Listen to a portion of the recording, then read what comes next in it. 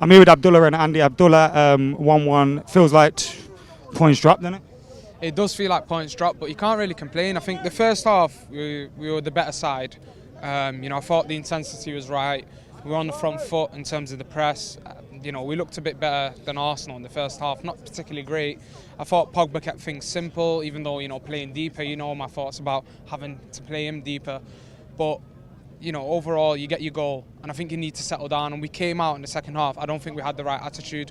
We weren't getting our foot on the ball quick enough as we were in the first half. We allowed Arsenal to get into the game. And then once they got that goal, Arsenal, they didn't look particularly great. They were happy with the draw at that point, weren't they? It looked like they were happy with the draw, maybe they were playing on a counter. They were allowing us to have the ball because you know how we are. Off the ball, we look a lot better. Dan James getting in behind Rashford, and when Greenwood comes on. But it's disappointing the fact that we could have had a foothold in the game in the second half, and we just didn't have the discipline to do that, and it just wasn't good enough for me. I think largely today, we all have those thoughts on Ashley Young. We don't think he's good enough to be in the side, but today he really, really pissed me off. A lot of moves broke down with Ashley Young, didn't the amount of times, they could have scored off 2 of his passes. Exactly. And in the first half, that Saka was giving him a nightmare. He was all over him, and then asking for a foul from the ref. Step, get your foot in and get. He was the experienced player as well, and you think he'd use his nous a little bit. Shocking. Exactly. You expect him to be the disciplined guy to hold the ball. Except Axel looked like our most disciplined player on the pitch today. He looked like a natural fullback.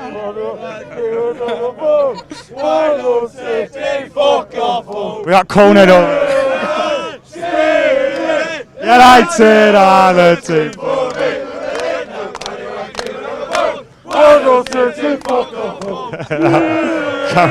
Carry on. Let him keep going. But I think Axel's meant. Absolutely love Axel. The fact that he played that left back, I've watched him play at under 18 level, and I've watched him, play, from a younger age. I've never seen him play left back, but he looked as composed as he's done anywhere across that back line. Would you bring him in at centre half, or did you think Lindelof and Maguire were good enough? I'm a big fan of Lindelof, and I think last season he's done well for us, but that's 2 or 3 mistakes going into the season. And when you've got someone like Axel who's ready-made right there, physically there, on the ball, composed. We've seen him up against Pepe today, turning him out. I think he's going to be one of the best centre-backs in the Premier League in the coming years. I think he's going to be a brilliant centre-back. And I think it's time now he takes that place. Axel. Three Lindelofs, 3 mistakes. Raheem was saying, ooh. Don't worry about that.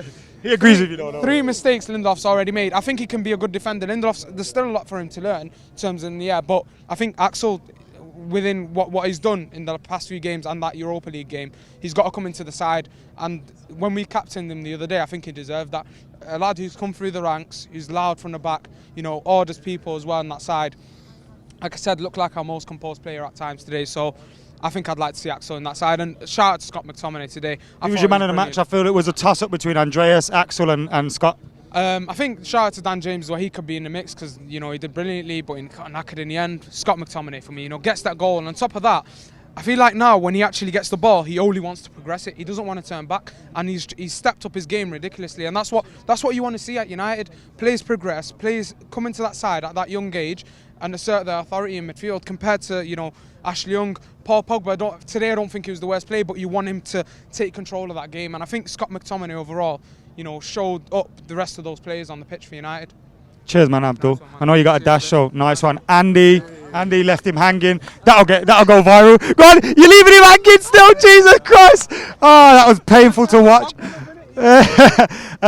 What did you make of that today? I noticed you were nodding when you was talking about Ashley Young. Yeah, like you say, mistakes. I think it was a cracking team effort, and mistakes are there. This is going to cost us. One sec, mate. One sec. Look, Ashley Young he doesn't deserve his contract. I don't.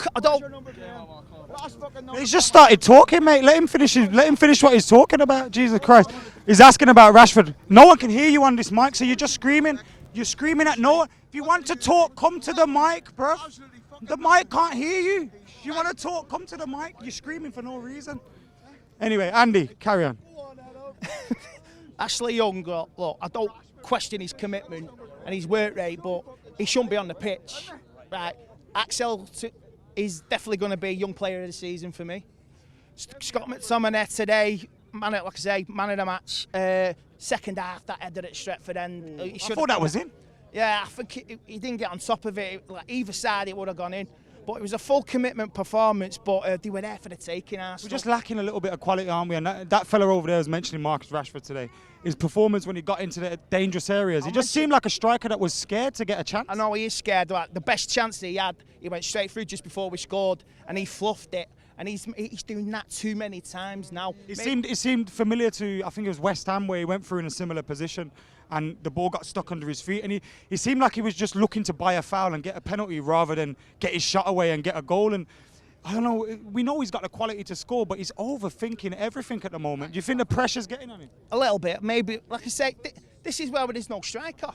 This is where there's no backup. He needs experience. This is where, like, you sell 2 donkeys, you know what I mean? Like Lukaku and who's gone to Italy, money man. But this is where we're going to suffer now.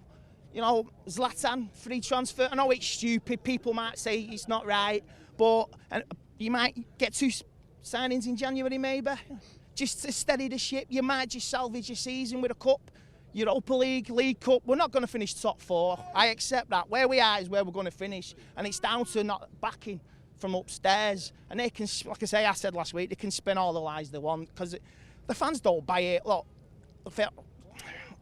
I'm sorry, I'm just stuttering. The Stretford end tonight, the fans were fantastic, and Ollie appreciated that. And at the end, we know we're going to be in for the long haul. Them Scouse bastards are going to try and win the league, but hopefully they won't.